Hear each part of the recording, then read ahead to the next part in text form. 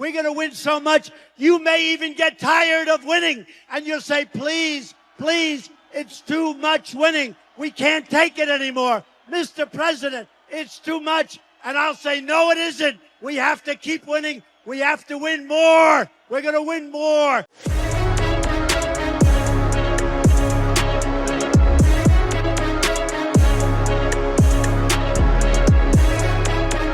Hello everybody, welcome back to the channel. So in today's video, we are going to be talking about the match between FC Barcelona and Real Sociedad. Currently, at the time that I'm recording this video, Barcelona is winning 4-0. So we are in the 72nd minute. And so the reason why I am recording early is because I know Barcelona will get the 3 points. Barcelona have the win in hand. And Real Sociedad are currently playing with 10 men. And they have been playing with 10 men since the 17th minute. So there is a high chance that Barcelona might end this game with a 5-0 win, maybe even a 6-0 win. But with a 4-0 win, that is good enough. Barcelona got the job done, and because of this result, Barcelona are in first place over Atlético Madrid by 1 point. Barcelona do have a total of 57 points, Atlético Madrid 56, and Real Madrid with 54. Real Madrid are now in third place because they have lost against Real Betis 2-1. It was a very underwhelming performance coming from Real Madrid. They had a very strong starting 11 with Rodrigo, Modric, Tchouaméni, Diaz, Vinicius, and Mbappe up top. But Real Betis looked much stronger at home, with Isco leading the charge for Real Betis, providing 1 goal and 1 assist. And players from Real Madrid like Mbappe and Vinicius could not do anything. And so because of that downfall, Barcelona is over Real Madrid by a total of 3 points. So it is a great weekend for FC Barcelona. It's crazy to even think that at one point about 2 months ago, Barcelona were down against Real Madrid by a total of 10 points in La Liga, and now we're over Real Madrid by 3 points. This league this season is insane. So going back to this match, I want to quickly talk about what we have learned in this game, and I'm going to be explaining exactly also what did happen throughout this match. Starting on the 17th minute, we saw a red card be given to Elustondo, who was one of the center backs for Real Sociedad, and the reason why he was given a red card was because he brought down Dani Olmo when he was going on a 1 versus 1. If that center back never brought him down, there was a high chance that Dani Olmo could have scored in this game very early. So from there, they were playing with 10 men. The ref did not forgive them, and for Barcelona, they found this as a very easy chance to get 3 points. So 8 minutes later, on the 25th minute, we saw a moment where Lamine Yamal drops 2 players onto the ground. Dani Olmo eventually receives the ball inside the box. He makes a chip pass straight to Gerard Martin, and Gerard Martin shoots the ball to the top right corner, making it 1-0 for FC Barcelona. It was amazing. We fast forward to the 29th minute. Rafinha makes a cross into the box from a corner. The goalkeeper deflects it. It goes straight to Dani Olmo. Dani Olmo goes for the shot, but then gets deflected by Marc Casado, and Marc Casado scores the goal, and now making it 2-0 for FC Barcelona within a span of 30 minutes. So Barcelona for sure took advantage of the fact that, Sociedad had a total of 10 men. They just could not keep up with Barcelona's attack, and we rarely saw Sociedad get a goal scoring opportunity. We did not even see them go into Barcelona's defensive third, but it was a lot of fun to see Barcelona play against this team because, about a year ago, we did lose against Sociedad 1-0, and I remember everybody was talking about like this girl, right? Like this girl that was wearing a Barcelona shirt in the middle of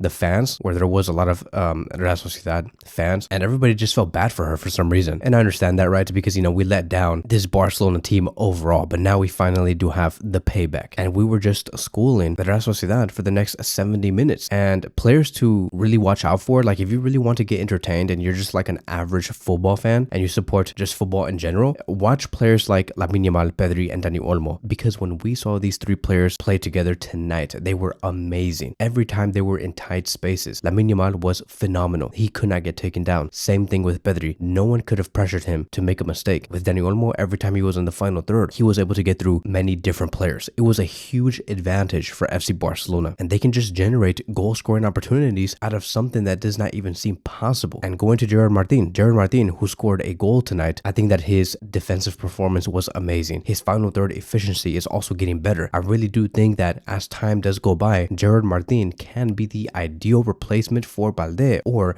the reinforcement for Balde. I believe that Gerard Martin amplifies how a reserve team player can seamlessly fill a squad gap and provide a lot of value without Barcelona having to spend a lot of money. We don't have to go to the market and look for a left back. Gerard Martin is upgrading his game and getting much better. So currently, to me, Gerard Martin is a real asset to this team. And here's the thing, I'm very happy with Hansi Flick's game management management as well, because if you really think about it, in the first 2 goals, we saw Gerard Martin and Casado score. 2 players who were 2 brand new additions to the starting 11, because in the past 4 to 5 to even 6 matches, we did not see Martin start. We also did not see Marc Casado start because Frenkie de Jong has been better. And just out of nowhere, with these 2 players starting finally, after a few matches, they score goals. So Hansi Flick's game management is amazing. Yes, he does have those bad moments or bad nights where he does make mistakes. Like for example, in the match against Atlético Madrid, yes, he did make some mistakes, but overall, 98% of the time, his management skills is a win. So Hansi Flick does not need to give Martin and Marc Casado multiple games to gain confidence. No, you just need a couple of minutes and they will eventually score some goals, upping their confidence. And so going to halftime, it was 2-0, and I believe that, you know, Barcelona had to stay focused and not get too complacent, because even though Real Sociedad had a red card and have conceded 2 goals, they were actually pretty impressive. Like, they were trying to defend against Barcelona with all their might. Like, they were very composed. And I'm like, okay, like I thought that, you know, Sociedad were just going to give up and let go of 3 to 4 goals before the 45th minute, but they were doing okay. And, you know, because of that, I'm like, okay, Barcelona cannot lose their attitude or focus. They cannot get too confident and just act lazy. We have to continue to pound this team and make it 4-0 as fast as possible. Moving on towards the 56th minute, and we saw Araujo score a header goal, making it 3-0. I am so happy to see that Araujo has been scoring lately. Every time I do see this player score, for some reason, I think that he's trying to tell us that, you know, he's here to stay. He recently also had an interview with Barcelona about 2 days ago, and he was stating that he loves FC Barcelona. He's willing to work hard for this team, that Barcelona is getting better, and that, you know, he's starting to see himself more as a leader compared to in the squad, because so many players in Barcelona are very young. So I'm glad to see that Araujo has been speaking to the media, stating that, you know, there is continuity between him and Barcelona after this season, and he's also scoring goals. It gives a great positive atmosphere all around. On the 59th minute, we saw Hansi Flick finally make some changes, which was very reasonable because, you know, Barcelona were going to win. All players needed to play, so Hansi Flick put in Eric Garcia, Frenkie de Jong, and Ferran Torres for Cubarsí, Pedri, and Rafinha. And we saw a standing ovation for players like Pedri, Rafinha. They were amazing. On the 60th minute, we saw Araujo shoot the ball from outside the box. The ball eventually hits Lewandowski, it deflects, and Lewandowski got the goal. It was a very similar goal situation to the Marc Casado and Dani Olmo one. I'm like, bro, what the hell? Like, are you guys rehearsing these? Like, are you guys trying to do this like intentionally or what? I wouldn't be surprised because these players are just so technically good. But yeah, Lewandowski got his goal, and because of this goal, Araujo has ended this night with 1 goal and 1 assist, with Lewandowski now having a total of 37 goal contributions, 32 goals to be specific, and that is in 37 matches. Once again, already upping what he did from the previous season. He's only getting better and better from here. So now going into the last few minutes, as I'm currently watching the video, we are on the 83rd minute. Barcelona is looking for the 5-0. I do think that it might possibly just stay at 4-0, but that is it, right? Like, this is a great confidence builder for FC Barcelona, because we are going to be having a huge match later down this week on Wednesday against Benfica away from home. Barcelona is going to be facing Benfica 2 times. The first one is away from home. The next one is going to be at home. So it's going to be very, very intense. We know that Benfica can bring in a battle. I mean, like, the last time we faced this team was in the Champions League this season, and it ended 5-4. They are literally one of the teams in Europe that know how to find the solution to beating FC Barcelona, or at the very least giving Barcelona a bad time. Very similar to what Atlético Madrid's game plan was against us. So we have to be very careful. Now, the way that I do want to end this video is going to be this. I want to ask you guys a question, and we're going to be stepping away from this match. There has been a lot of rumors surrounding Alexander Isak and FC Barcelona. We do have a massive report coming from Spain stating that Barcelona are preparing Newcastle a €100 million offer for Isak. The club believes he will be Lewandowski's replacement. We also do have on the other side sources coming from England that Liverpool might have to pay €120 million